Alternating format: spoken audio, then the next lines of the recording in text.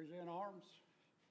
I pledge allegiance to the flag of the United States of America and to the republic for which stands one nation under God, indivisible, liberty and justice for all. Jenny, I forgot to ask, are we streaming this? Okay, good. We'll ask everybody to please join us at this time for a moment of silence. You may use this time to prepare for the meeting, to reflect, or to use it for silent prayer.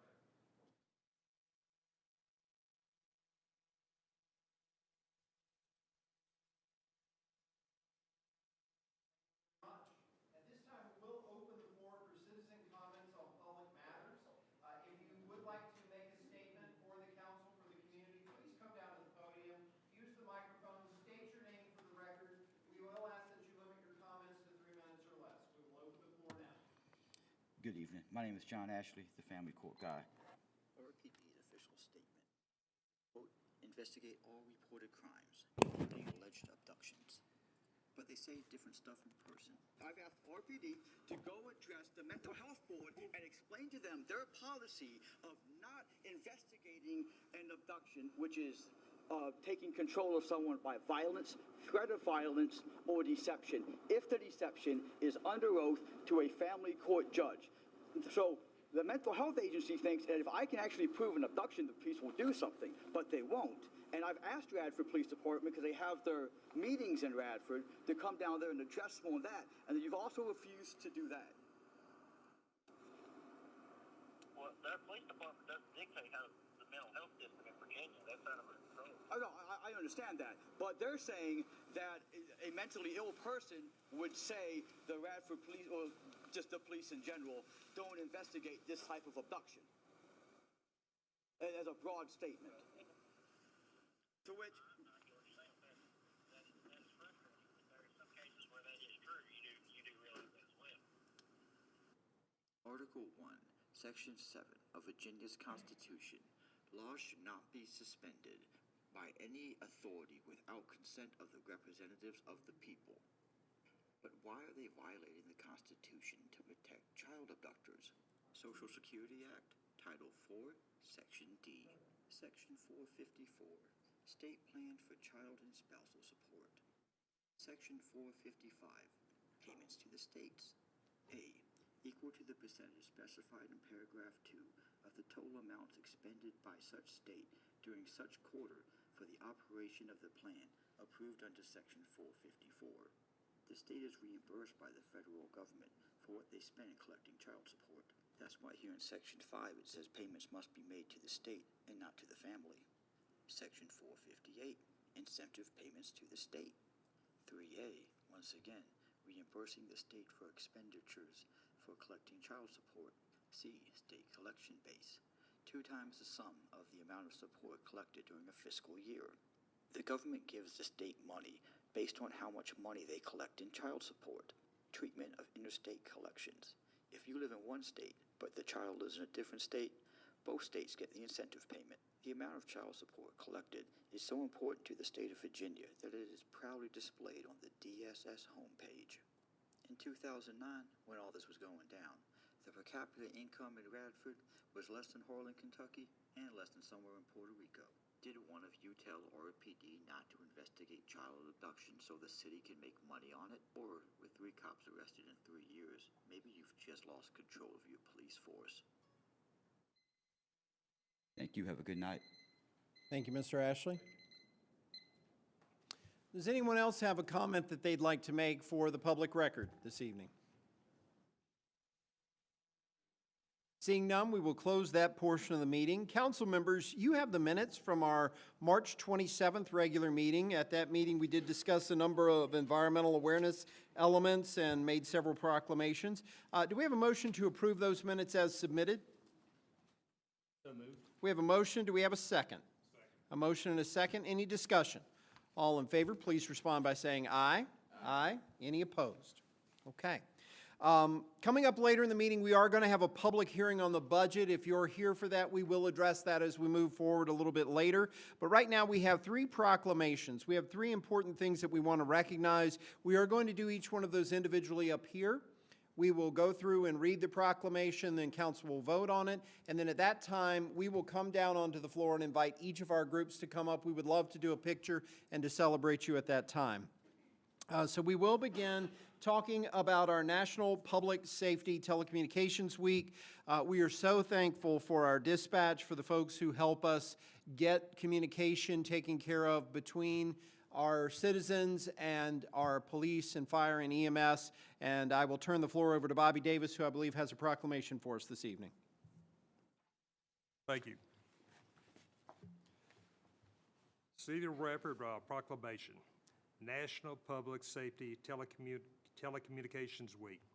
Whereas emergencies can occur at any time that require police, fire, or emergency medical services, and whereas when an emergency occurs, the prompt response of police officers, firefighters, and paramedics is critical of the protection of life, preservation of property, and whereas the safety of our police officers and firefighters is dependent upon the quality and accuracy of information obtained from citizens who telephone the City of Radford Emergency Communications Center, and whereas public safety telecommunications are the first and most critical contact our citizens have with emergency services, and whereas public safety telecommunicators are the single vital link for our police officers and firefighters by monitoring their activities by radio, providing them information, and ensuring their safety.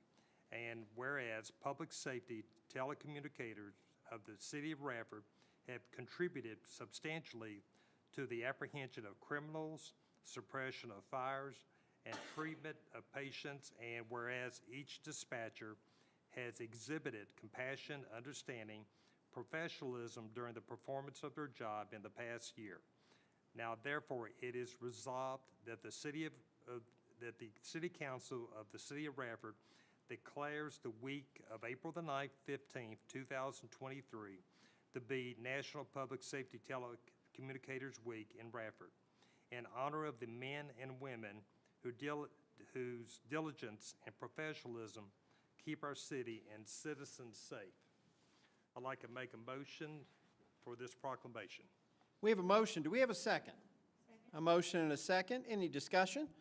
All in favor, please respond by saying aye. Aye. Any opposed? All right. Thank you. And as I said, we're going to bring you down front to recognize you and actually give you the proclamation here in just a minute. We'll do that as we go through all three of these. I just want to say thank you so much for all that you do to keep our citizens safe and to help facilitate that communication that needs to take place every single day. April 9th through 15th is also National Animal Control Officers Appreciation Week, and we are so thankful for our team down at the animal shelter. Thank you so much. Jesse has a proclamation.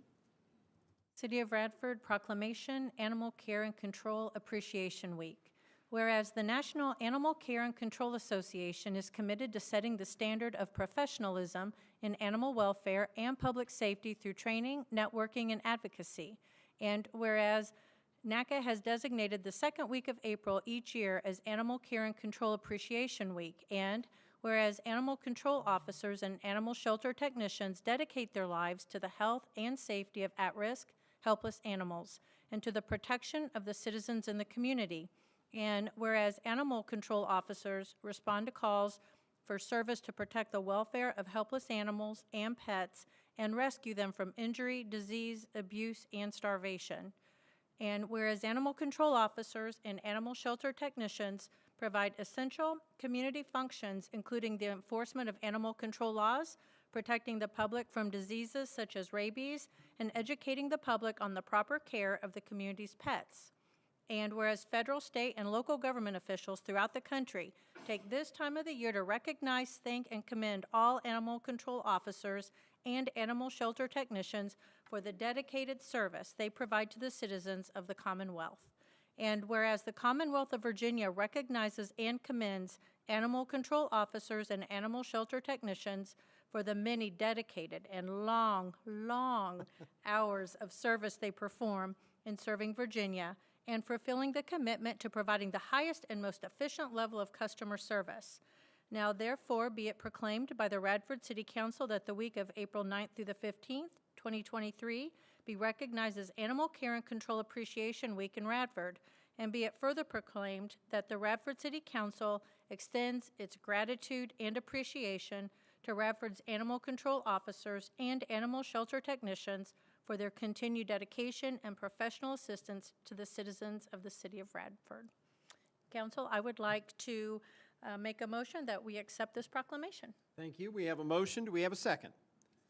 A motion and a second. Any discussion? All in favor, please respond by saying aye. Aye. Any opposed? Thank you so much, and thank you all for all the work you do to take care of our animals and their families and everybody in our community. We couldn't do it without you. We do appreciate you. Coming up a little bit later in April is National Crime Victims' Rights Week. The week of April 23rd through 29th is recognized in that way, and a proclamation is for our Victim Witness Office. You know, so many people are touched by the poor decisions of others, and making sure that they are supported and taken care of is an important factor. And Kelly, I believe you have a proclamation for us. I do. City of Radford Proclamation, National Crime Victims' Rights Week. Whereas the term victim is more than just a label and has legal standing and protections that go along with it. And whereas Crime Victim Rights Acts passed here in Virginia and at the federal level guarantee victims the right to meaningfully participate and use their voice in the criminal justice process. And whereas victim service providers, advocates, law enforcement officers, attorneys, and other allied professionals can help survivors find their justice by enforcing these rights. And whereas including and evaluating the voices of survivors makes certain they are heard and seen and creates a path to foregoing and sustaining community trust. And whereas engaging survivors creates responses and services that are credible, meaningful, and centered on individual needs. And whereas National Crime Victims' Rights Week provides an opportunity to recommit to listen to crime survivors in every space where decisions are made that could impact them. And whereas Radford City Floyd County Victim Witness is hereby dedicated to amplifying the voices of survivors and creating an environment where survivors have the confidence that they will be heard, believed, and supported.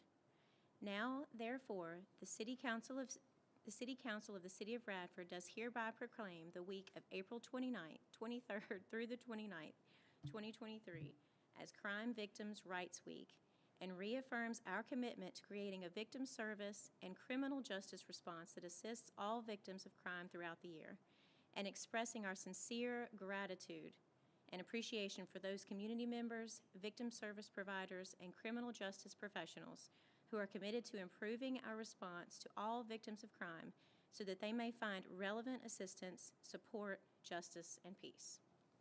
Mr. Mayor, I would like to make a motion to accept this proclamation. Thank you. We have a motion. Do we have a second? Second. A motion and a second. Any discussion? All in favor, please respond by saying aye. Aye. Any opposed? And again, we thank our victims' rights team to help us with that, and we want to just say thank you so much to all of our groups. So this time, we'll ask our telecommunications team to come down front. We'll start with you, and Bobby's got your proclamation. Council, if you all will join me down front.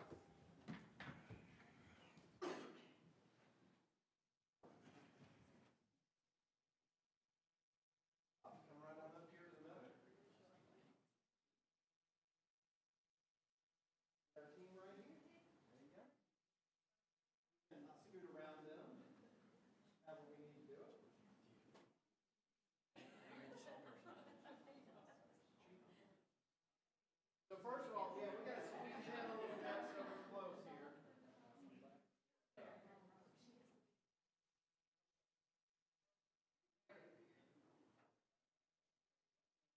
Perfect.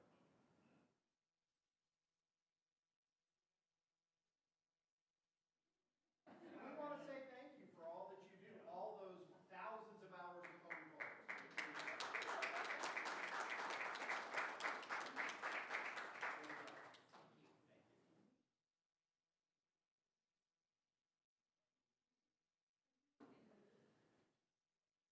Yes, yeah, thank you, Thank you. You want to give them their proclamation?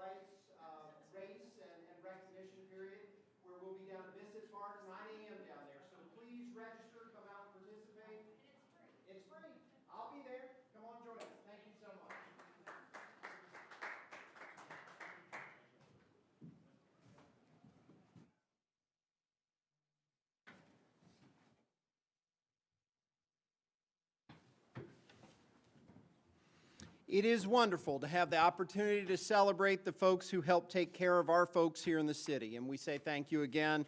Our little bit of thanks is never enough, but we certainly want to know we recognize you. At this time, we will open our public hearing for the budget. Before we ask folks to come forward if they have any statements, we want to go through and review a little bit about our proposed budget. Radford's revenue is balanced. Revenue and expenditures are balanced at $71,784,499. In addition to the city budget, we'll also be talking about the school budget, which is at $39,194,498. And then we'll talk about tax rates here in just a minute. David, what do you have that you want to say this evening?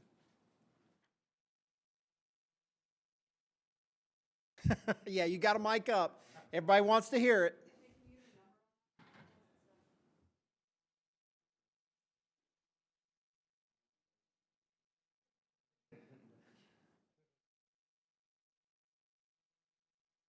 Okay, well, good evening, Mayor, members of council. It's been a long road this year as we worked on the FY 2024 budget. We started on this back in December. As you all recall, we talked about a number of different things leading up to this, what the conditions are that we're dealing with, what we were going to be doing going forward as we recognize what the best things are for our community and for our citizens, keeping our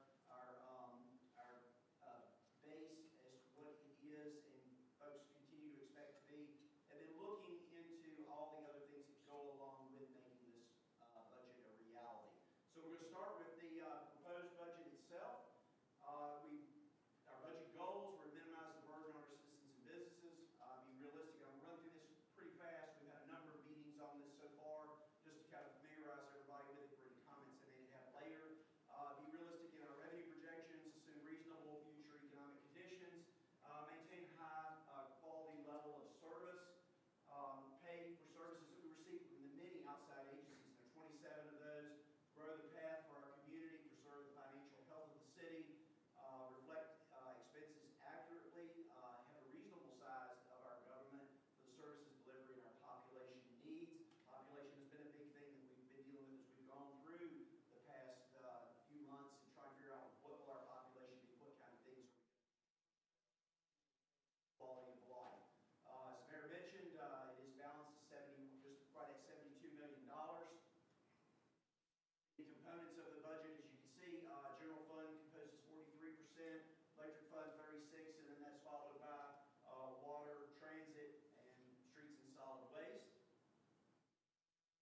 General fund budget is $34,033,899, and all the things that are in the general fund budget are our city administration, information technology, community development, public safety, social services, educational support, court system, leisure services, and the agencies. It's the biggest component, as I mentioned, of our budget, mostly focusing in on that public safety component and the educational component of the two largest pieces of that, followed by recreation.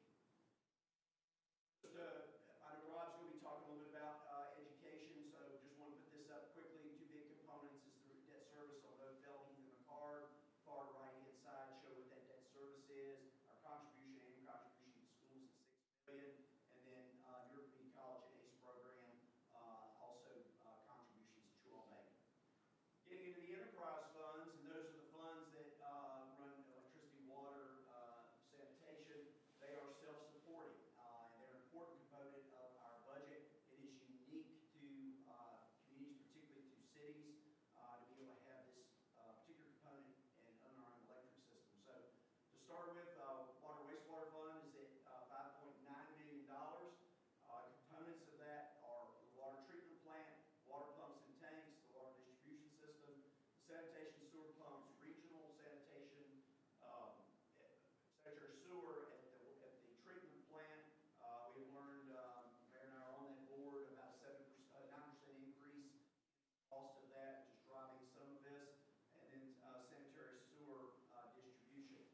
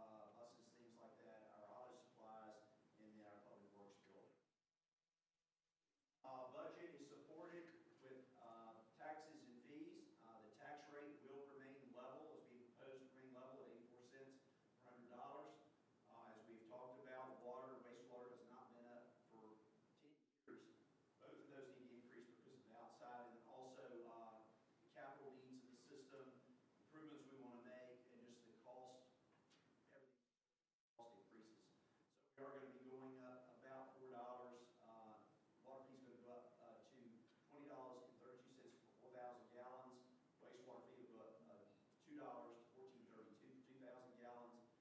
Our electric rate will remain level. The only thing that's continues to get passed through, it's not a budget item you vote on, but is that wholesale power adjustment. That is a flow through from our solid waste fee will remain level at $22.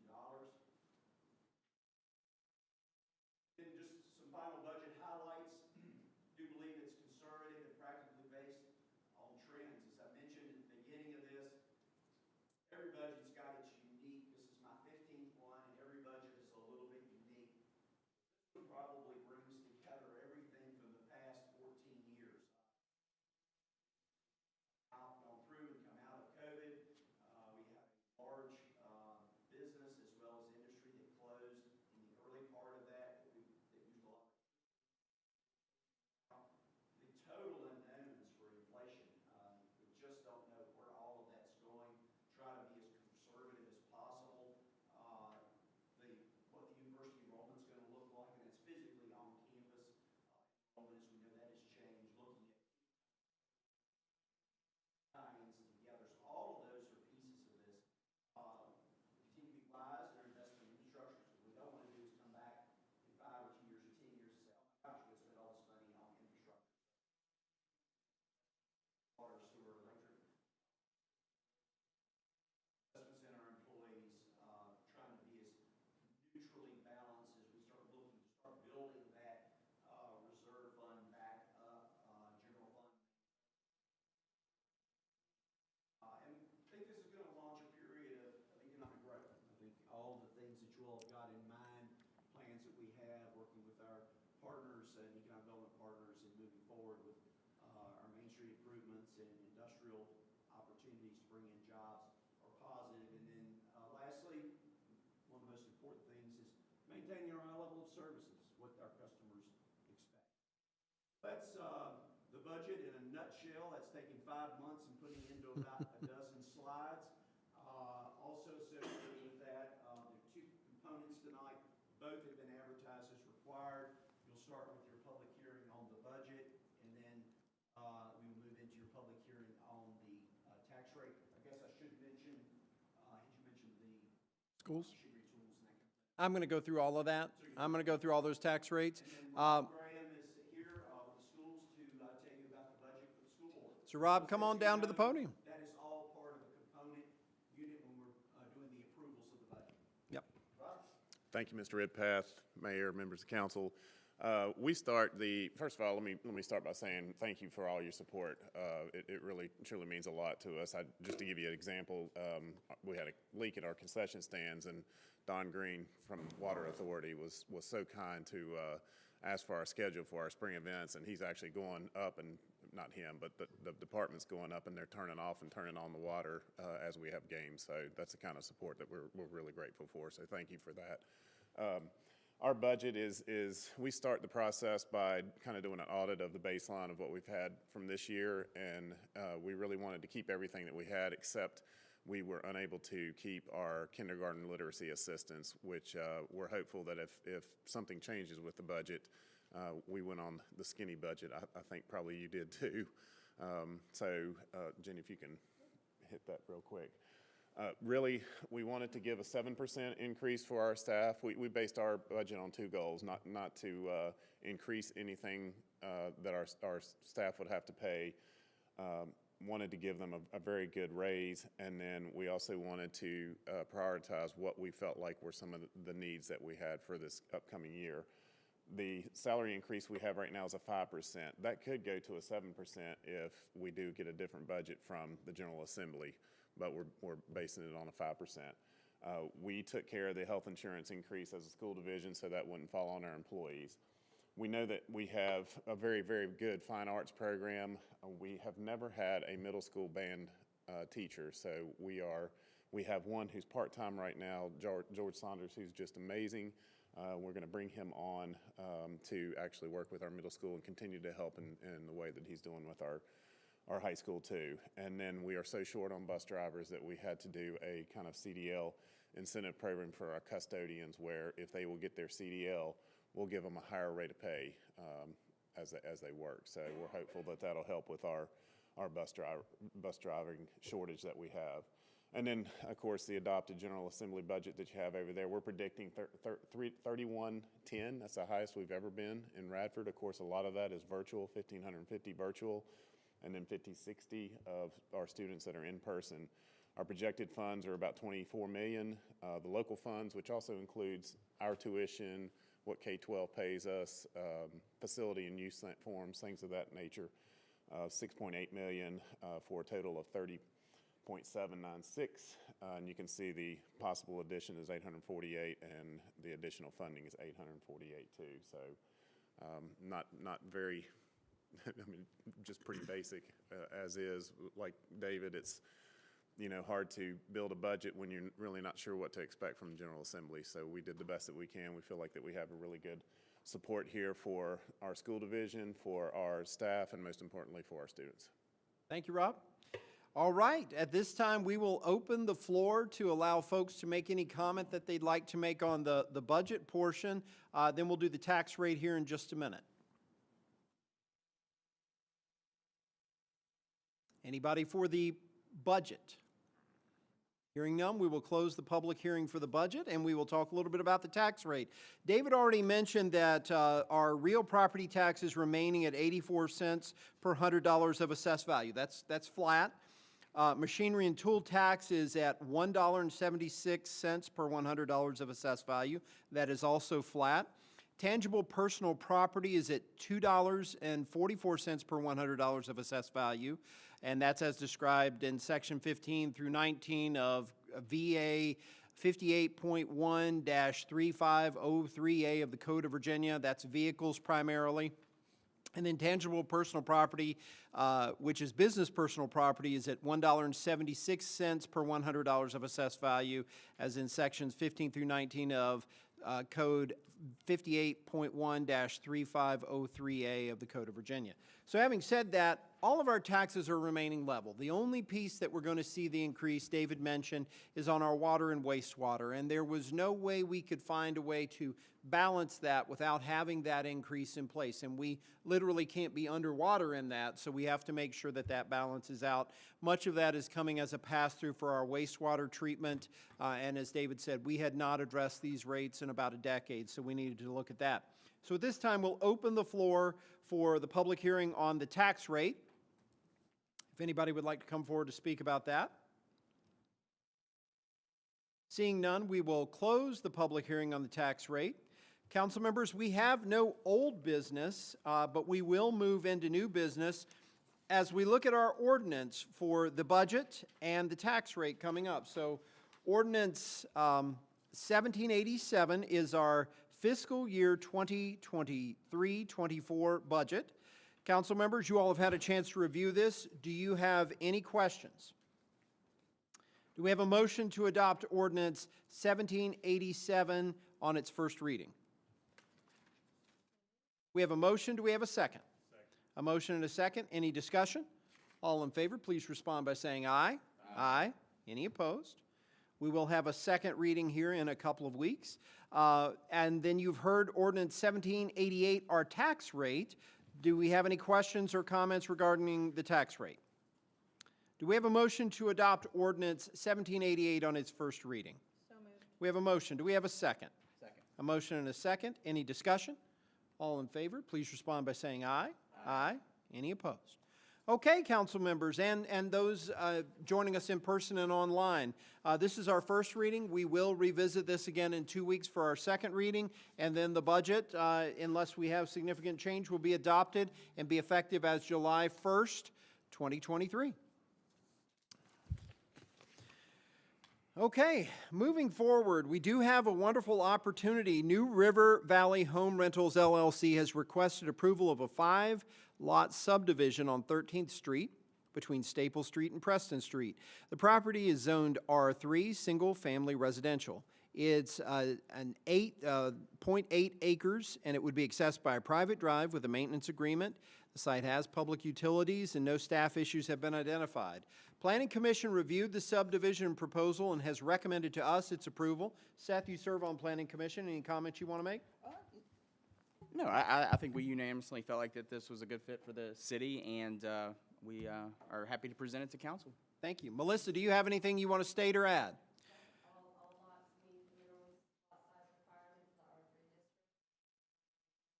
Okay, so council members, you all have the proposed subdivision for the 5 parcels. Do you have any questions or comments? Do we have a motion to adopt this proposal? So moved. We have a motion. Do we have a second? Second. A motion and a second. Any discussion? All in favor, please respond by saying aye. Aye. Any opposed? Okay. Exciting. More development in Radford, and we need that. We asked at our last meeting that we take a look at our 200 acres of land just east of the Exit 105 area here in Radford. That is in Montgomery County, but is fully owned by the city of Radford, and taking a look at what we are doing with that property currently and what could be done with that. Currently, we have some passive recreation, birding. There has been some hunting and mountain biking over the years. About a decade ago, Tracy Howard served as a chair of a committee working group to take a look at the property and make some recommendations to council at that time. And Mr. Gillespie has asked that we take a look at that. So Seth, do you want to open the floor and talk about that a little bit? Sure. Yeah. As the mayor alluded to, this property has kind of been looked at off and on several times throughout the last couple years, and I know some hunters still use it, and we're obviously very mindful of them and their usage. And so basically, I've been approached, and it's something that I've thought about as well, to look at this as many different factors to it. And I kind of would like to focus in on a smaller aspect of it first to kind of get the ball rolling. I do think that there's a need for not only our law enforcement, but also as a recreational tool to look at maybe a gun range. And I don't know if that's a public-private development. Certainly, we would have to reach out to neighbors and other localities, since it is in Montgomery County. But I think that with the current, with our police department, they are currently training in Montgomery County. I believe that this is an asset as far as a recruiting tool. I think it opens up a lot of doors for recreational use to the public, with the closest range being Pandapis Pond. And then I think it could branch off into many other things. I think that there's a lot of potential for outdoor recreation of all sorts. Some people have said RV trails. The possibilities are there, and I think that that's what we'd want to look into as well. But I think to get the ball rolling, I'd like to kind of look at a feasibility report to what we can do, and really kind of zone in on maybe that first block, the center of the project being the gun range, and looking at that. And obviously, we would hope that things would branch off, because I think we're always looking at ways to grow Radford, to have more things for people to do in Radford, how to provide the best services for our public safety officers. I just think that this has a lot of potential. I'm sure there'll be obstacles along the way that we'll have to work with city staff and other agencies on, but I hope that we'll give it the time and diligence that I think a lot of people in this community hope that we will. Okay. So that's all I have on it. So what we've done in recent years as we've been working on these kind of projects is to develop a work group to take a look at it. And Seth, I think you've said you'd be willing to head that work group up. I'd like to nominate Tracy Howard if he is so willing to do it. I haven't reached out to him yet, but I think it'd be good to reach out to him. He has some history with the property and certainly has looked at that. I did mention to Justin Mosby, who is an avid hunter and very engaged in the community, if he would be interested. So I'd like to see those two join you on the working group. Do we have other nominees and other people we'd like to see as part of the work group? Sure, I do. I think that there's two people. I know that former councilman Rob Grotman had a very vested interest in this and something he was passionate about. I also think prior Police Chief Goodman had a lot of interest in this, especially from the public safety aspect. I think those would be two great people. I know Tracy would be. I think both of your recommendations are great as well. Tracy's been associated with the project. He'd be a great one. But those two are two of the names that pop up to my mind. Okay, Council, any other suggestions? Well, I actually have a suggestion of a different nature.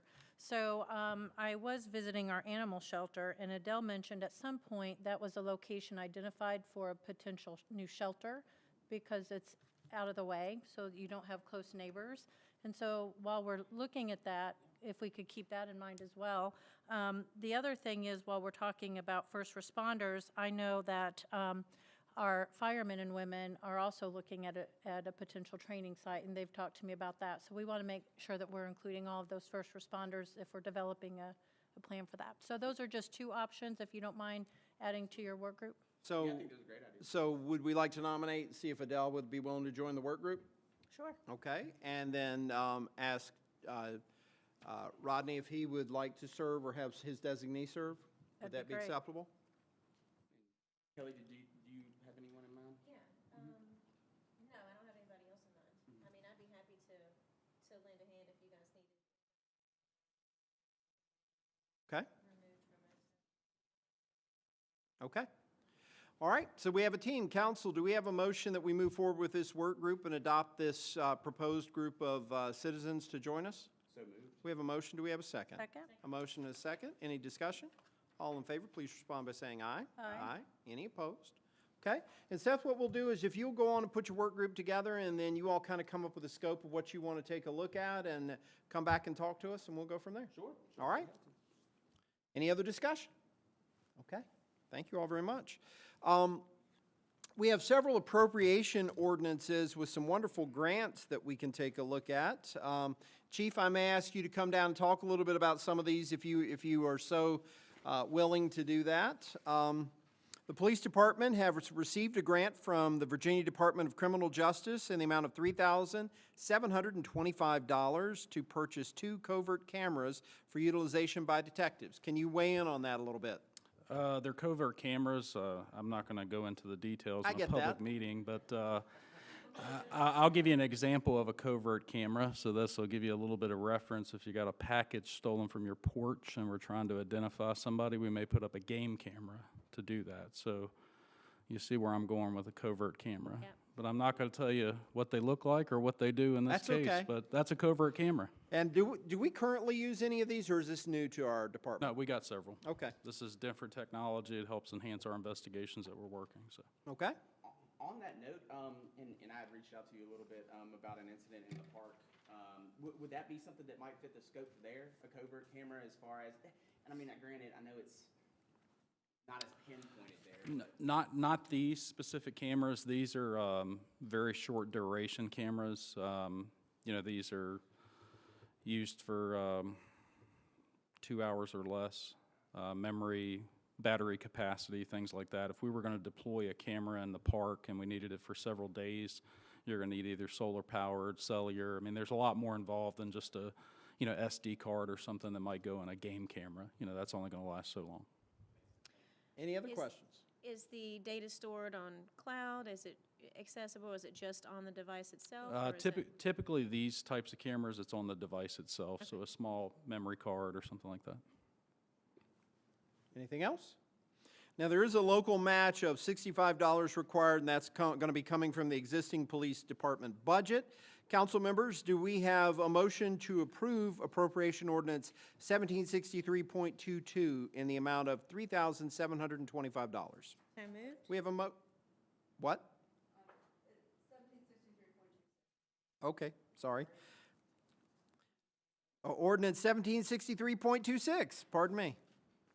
So do we have a motion? We have a motion from Kelly, and do we have a second? Second. A motion is, with a second from Seth.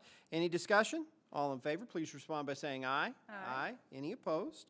Since we had 4 affirmative votes, we can dispense with a second reading if so desired. Do we have a desire to do so? So moved. We have a motion from Jesse. Do we have a second? Second. And a second from Seth. Any discussion? All in favor, please respond by saying aye. Aye. Any opposed? Okay. Thank you, Chief. Thank you, Council. Tourism has received a $30,000 grant from the Virginia Tourism Corporation under the ARPA plan for tourism recovery. Funds are to be used for marketing and to get the word out about Radford, which is great. We're excited about this. Council members, do you all have any questions? No. Do we have a motion to adopt? So moved. We have a motion to approve appropriation ordinance 1763.27. Any discussion? Well, actually, I need a second. Second. We have a second, a motion and a second. Any discussion? All in favor, please respond by saying aye. Aye. Any opposed? Having heard 4 affirmative votes, we can dispense with a second reading if so desired. Do we have a motion to do so? So moved. We have a motion. Do we have a second? Second. A motion and a second. Any discussion? All in favor, please respond by saying aye. Aye. Any opposed? Okay. Outstanding. I think that'll be wonderful for us to continue our tourism efforts and get the word out about Radford.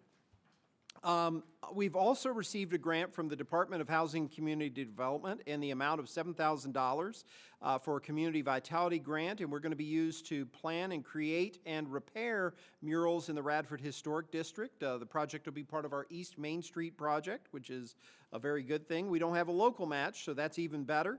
Funds were not programmed in, so we do have to approve it. So do we have a motion to approve ordinance 1763.28 in the amount of $7,000?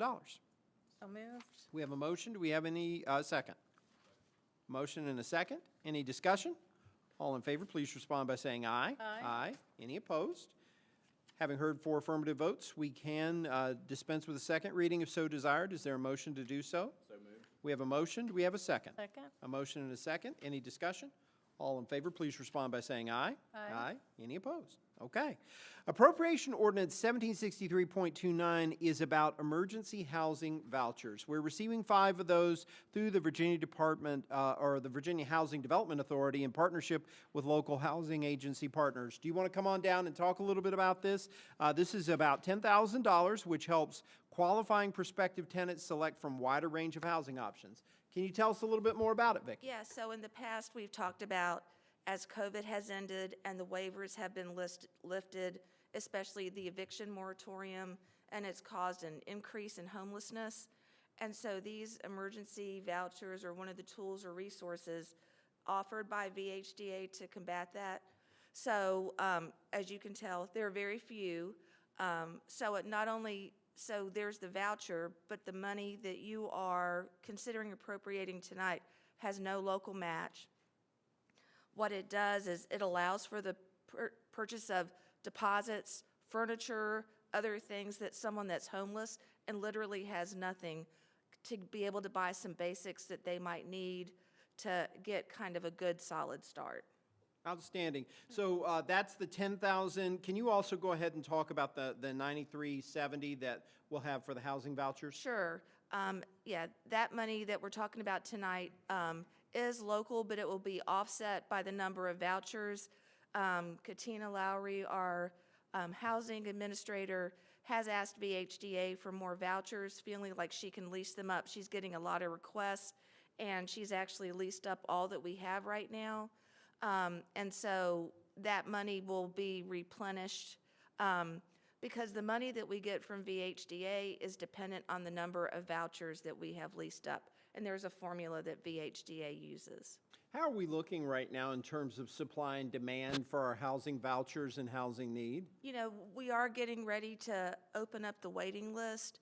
I know that VHDA is making some changes this year, and the waiting list is one of them. It used to be that the waiting list was open just briefly. It was an electronic application. It was literally first come, first serve. So when you looked at the readout, it was the person that applied at 9:01 was first. The person that applied at 9:02 was second. And so I do think it allows more kind of nuance in prioritizing some critical populations and being able to serve some that, you know, might not have always made it to the top of the list. As you can imagine, if you're sitting on the list for 2 or 3 years, your circumstances may very well change. And so I think VHDA is trying to build in some more flexibility and more local choice in how we use that. Okay. And we just want to try to take care of as many people as we can, keep people from falling through the cracks. You said they're making some changes to the plan. Do you think that's going to be more user-friendly for our citizens? I do think so. One really major change that they're doing is they're now contracting with a private vendor to administer the program. And literally, like, that's just starting. So there's a lot of unknown. We don't know how that will look. But this company that VHDA has contracted with supposedly runs the program in other states, and they have a really good track record. So we're hoping it'll be a positive change for the program. And as you know, we are literally a one-person agency. So, but I will say that VHDA, through COVID, has been very generous you know, to the agency and really has demonstrated a concern for the program, the clients that we serve, and the employees and their safety that are administering the program. That's wonderful. And if we approve this evening, they get in touch with DSS, Department of Social Services? Okay. Council members, do you all have any questions? Is this what they're doing on the 26th? Is that with the opening? Isn't it open on the 26th? Yes, that's the waiting list. Okay. And just to give everyone an example, when Vicki and I have talked about this, it can be a bit tricky for our folks who are in need of these services because, as she said, if the list was open 2 years ago and they're not necessarily watching on Facebook or DSS every single day to see when this magical frame will open up for them, even if we try to reach them because they're on the list, more than likely from 2 years ago, their situation's changed and they were very hard to reach. So Yeah, I think the last time we opened the list, we had 250 applicants and realized we just served the city of Radford. It doesn't mean that all the applicants were for the city of Radford. And so what happens is as she moves through the list lower down, you might reach out to 10 people and nobody responds because their circumstances have changed. They live somewhere else. Their contact information is different. And so I guess, flyer came out last week. And so I immediately sent that to Women's Resource Center, New River Community Action, New River Valley Community Services, and said, you know, please send to your employees and case managers, if they are working with clients in need, please have this, you know, date on your radar, you know, because a large portion of people that get vouchers are the elderly and disabled, and they may not be computer savvy and may need a case manager sitting with them to be able to do that electronic application. Okay. Any other questions? Thank you so much, and thank you for all the work you do. So, council members, let's take each one of these in hand. Appropriation Ordinance 1763.29 in the amount of $10,000. Do we have a motion to adopt? So moved. We have a motion. Do we have a second? A motion and a second. Any discussion? All in favor, please respond by saying aye. Aye. Any opposed? Having heard 4 affirmative votes, we can dispense with a second reading to do so. Do we have a motion to do so? So moved. We have a motion. Do we have a second? Second. A motion and a second. Any discussion? All in favor, please respond by saying aye. Aye. Any opposed? Appropriation Ordinance 1763.3, that's our Housing Choice Voucher Grant in the amount of $9,370. Do we have a motion to adopt? So moved. We have a motion. Do we have a second? Second. Motion and a second. Any discussion? All in favor, please respond by saying aye. Aye. Aye. Any opposed? Having heard 4 affirmative votes, we can dispense with a second reading if so desired. Is there a motion to do so? So moved. We have a motion. Do we have a second? A motion and a second. Any discussion? All in favor, please respond by saying aye. Aye. Any opposed? All right. Thank you. David, what do you have for us? Just a few quick things, Mayor. You all know this month is Environmental Awareness Month. We are in the springtime. We're doing a lot of cleanups around town. Just a reminder, if you want to do some extra work around your home or nearby or any special cleanups for our community, just let us know. Special rate collection is underway at this point in time. Some Arbor Day events coming up. Lots of special events coming up. I don't remember unless you all do the farmers markets opening. The 22nd. So a lot of good things going on for our community, so we're prepared for all that and making our buildings and public areas shine. Also, finally, after over a year, our sanitation truck has arrived in Roanoke. All right. For a few days, so we are in much need of that. That's 2 budgets ago. It's taken a long time to supply chain issues to get that on board. Tyler Avenue will be closed. A portion of that, the southbound lane from East Main to Grove will be closed tomorrow from about 6 or 7 a.m. to about 2 or 3 p.m. The building that was there, the old tanning facility, is going to be torn down tomorrow. So that's to be able to get the equipment in the street and make sure nothing falls out that would be that's going to be underway tomorrow and cleaned up and make that quarter look better. And then lastly, you know, emergency preparedness is a big thing these days. Particularly looking at our things around us, train derailments, things like that. We've got a significant river that bounds us on 3 sides. We've got Norfolk Southern line that runs through, plus all the other public safety related things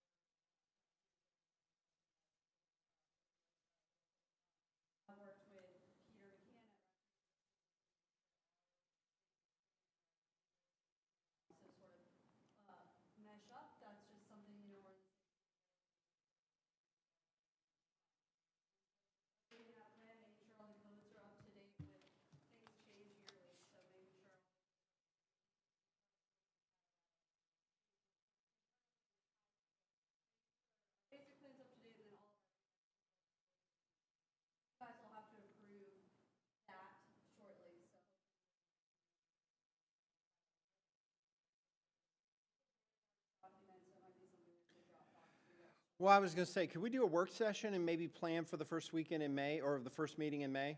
Would that be okay? And we could talk through it, and that way if anybody had any questions, because it sounds like there's a lot in it that we need to make sure we're aware of. We're gonna wanna have it ahead of that. Absolutely. Yep. Yes. Okay.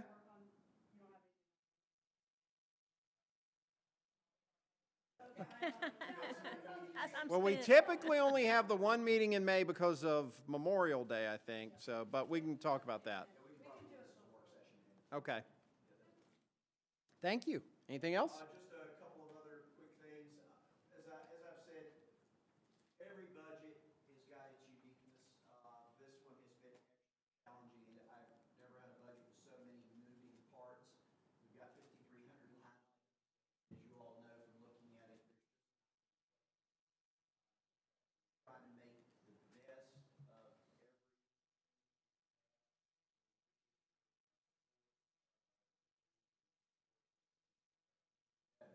We'll do a great job of that, and it's not something that you pass on first reading today and second reading in 2 weeks. And it's a challenge, and I just want everybody to know.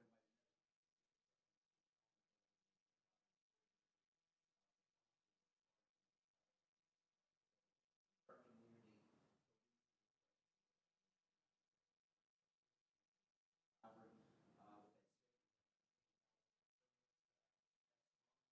A lot of housing going on, some small business growth, so I think some of the make those go. Got a lot of positive things that I think are going to goes, and again, thank you, and again, this is ongoing, and anything else comes up. I think that covers the main things. If I miss anything, I'll catch you.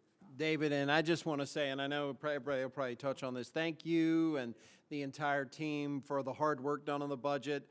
As David said, we've had probably a dozen meetings in the last few months as we've talked this through and worked through everything to try to make sure that we're leaving no stone unturned in how we can bring in revenue to make sure the city has the money to operate, but also how we're spending the money and trying to make sure that we're investing in the right places. To your point, I think many of the things that are happening, both public-private partnerships, individuals doing the work that they're doing, is making a difference for Radford, and people are investing at a record pace, which is wonderful, and that's what we want to see. You know, a lot of communities can't say that, and so we're very fortunate to be in that situation, so thank you. I will say, Janet, you are here this evening. I don't know if you wanted to come down and speak with us or if you want to just talk with us later. We don't have you on the agenda. You're good? All right. Thank you. Jesse, what do you have for us? All right. My moment of silence was dedicated to William Luttrell. I wanted to just discuss briefly the flock cameras again, because I keep getting a lot of questions about that. We did have an open session that I attended on March 24th, and just to reiterate to folks in the community, this is not a Big Brother measure that we are taking. We are really utilizing this to help identify silver alerts, amber alerts, stolen vehicles, and perhaps APBs. So that's really we're not trying to catch you going 3 over the speed limit. We're really trying to catch really identifiable events that we already know and are aware of, and we just want to make sure if they hit our community that we're on top of that. I wanted to remind the community that the Radford Redbud Festival is going to be on the 22nd at 2:30 at Nesselrod. Last week we spoke briefly about the American Legion. I did attend their last meeting, and I have asked them to give me their list of projects, and I would love, once I have that, if all of council would like to take on a project and help me take a bite of the elephant, because it's a big elephant. And we are needing really more specifically help with HVAC, plumbers. Those are the roof. I have someone we're looking at drywall, so I think I may have that covered. But certainly we're going to get that list together, and I'll run it by council, and maybe I'll just email it to you, and please feel free to take on a project that's of interest to you. They have worked over the floors, so they have invited me to go look at that, so I'm going to go check out the floors. And just a shout out to New River Valley Rental. They did donate the sander and all the supplies for this project, so a big thank you to them. I rode out with Officer Winkler. He's a newer officer. I always tell them I take notes, but I'm not there to supervise them. They know their job far better than I do, but I like to at least share with council a little bit about them. He's been with us since October. He was 6.5 years in Alexandria. 4 years he did traffic on a motorcycle. He's also trained for riots, sniper, and SWAT. He volunteered as an EMT in college, so he certainly is always taking an interest in public safety. I asked him what he likes about being in Radford opposed to Alexandria, and he said he really likes working his own cases.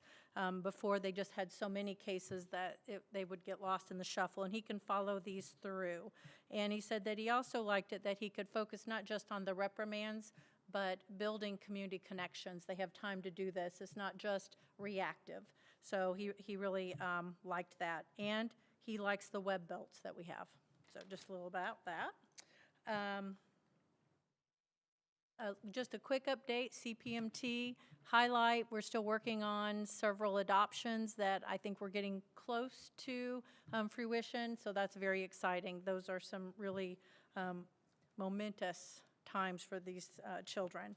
Skate park, I don't know if you guys have had the opportunity on a nice day, go drive by it. It is so wonderful to see everyone out there. It is heavily used.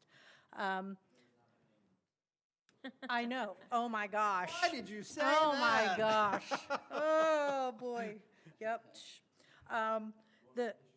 That's right. The Chamber Board, they're still looking for community and business input, so if there's anything that the Chamber needs to do better, that board is really proactive and they want to know. They'll be reaching out to you, but feel free to reach out to them. We all attended the Highlander grand opening on the 4th, and it was spectacular. If you've not had a chance, go into the lobby. They have a nice little coffee shop right on the main floor, so it's definitely going to be an asset to our community. Quick update with the Heritage Foundation. They are hot on the grant trails, so they are very busy looking at grants. We have a meeting with David. We're really focusing on the Mary Draper Ingalls event because it has also been a big elephant that we're going to need some help taking some bites of. So thank you, David, for always being open to meeting with the group with that. I did attend the NRV Disability Resource Center open house. I have grabbed extra information for everybody. It's a wonderful resource, so I will get that out to you in case you could not attend the event, so I'll pass that out. And I also attended the NRV Cares event. I have a lot of stuff for you guys, but my husband kept picking up freebies for the grandkids, so our bags are really large. So just be patient. I will get those to you the next meeting. I have lots of reading material, and I learned a great deal when I was there, so I just wanted to pass that on. A nice little caveat about the food truck. The food truck is run by one of our boys that had been in foster care. He's autistic, and his dad asked what he enjoyed, and he said he liked hot dogs. So that's fair. I agree. So they started a hot dog truck. And so I'm very excited to tell you that they are up and running, and I'm sure if you guys have an event that you know of, we might be able to get them to come out. And then the next thing is I have a firehouse officers meeting, and so that is to be continued, and I'll give everyone an update on that. Thanks, That's all. Jesse. That's it. Kelly, what do you have for us this evening? I don't have as much as Jesse did. No, crazy. that It's was been all a- great stuff.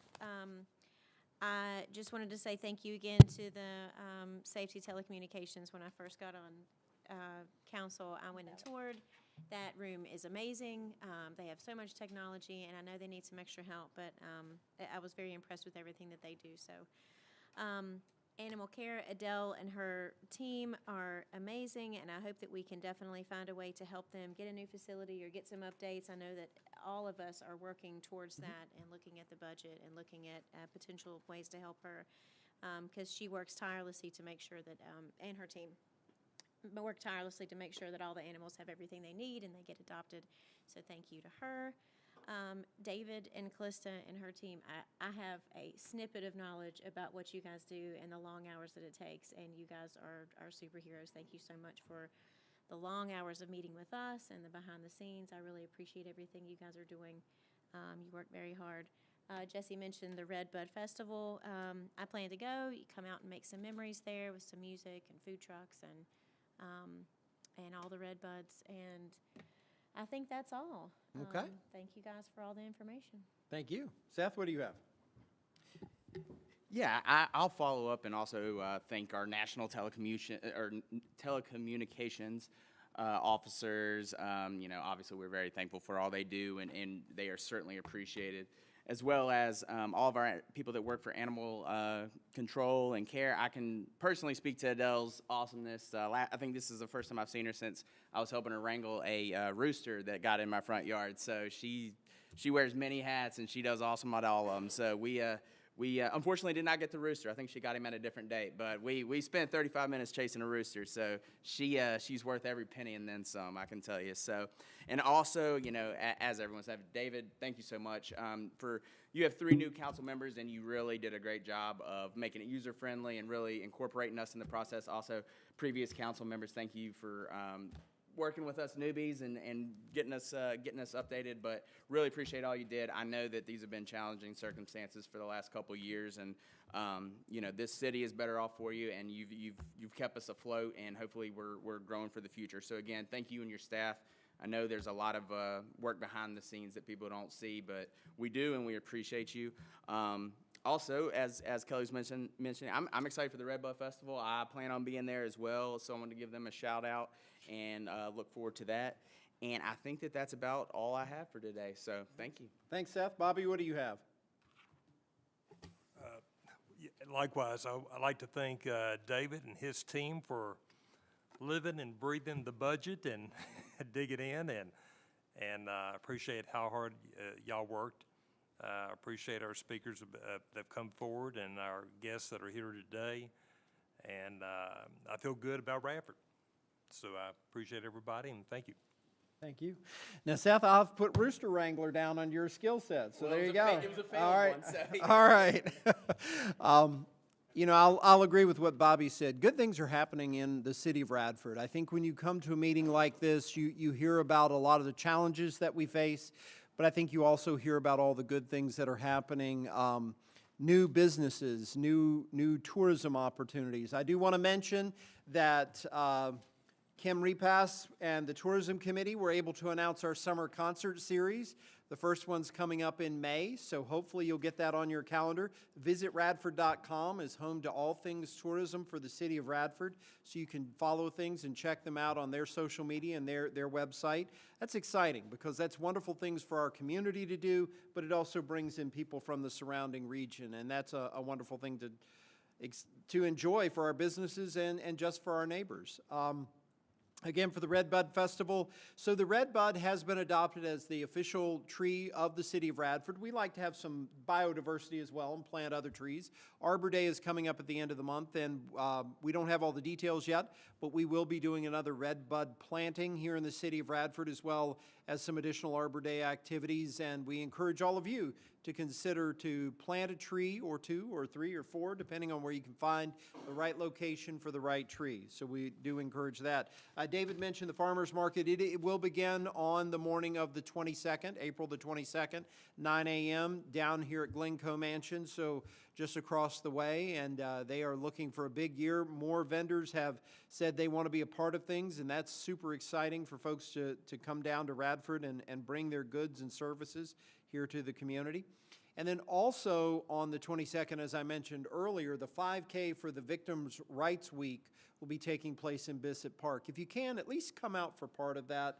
That's an important thing to try to remember that, you know, we deal with the folks who make bad choices in criminal acts, but they're the victims who are left behind. And we want to make sure that we support those individuals.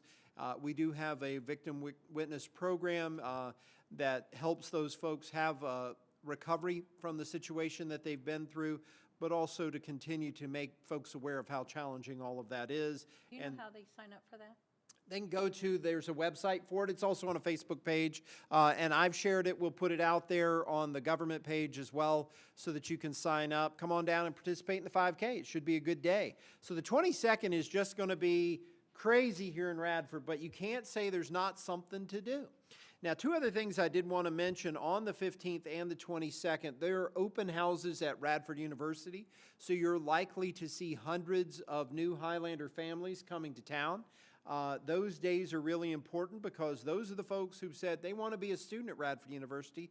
They're admitted, and they and their families are coming to sort of make their final plans before the summer orientation and the new activities would begin in the fall. So if you see new people in Radford on those days, they could be here for a variety of reasons, but we want to welcome them to our community and help them see the best of the Radford opportunity that's here. So as we said, there's so much good stuff happening. You're going to see more with the East Main project over the next months. This destruction of some of the buildings, the removal of some of the buildings, the demolition there on Tyler Avenue and Main Street is a big plus. This has been something that's been challenging for more than a decade, going on 15 years for Radford, that these structures have not served us as well as we would like, and so we're going to see some improvement there. Just great things happening all over, and we say thank you to everybody that's involved.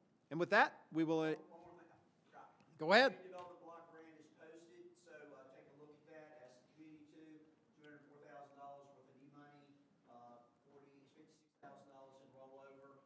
We've got that on our agenda for the next meeting. Right, and they can contact Melissa Skelton if you all have ideas, concepts for ways to spend the money that we're not spending, and I'm glad you brought that up, because the other thing I was going to bring up, if there's something that someone thinks this community should be doing, that we're not doing, if there's a path we should be exploring, if there's something we should do, bring it to our attention. Let's see if we can work through it, whether it's through a work group or we work together on it in bits and pieces to try to see what we can do to help make it happen.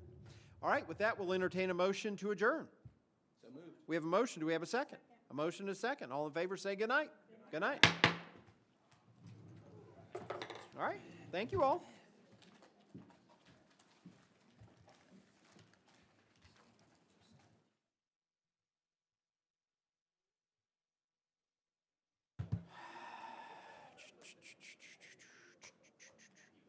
Vista, California. I got a letter.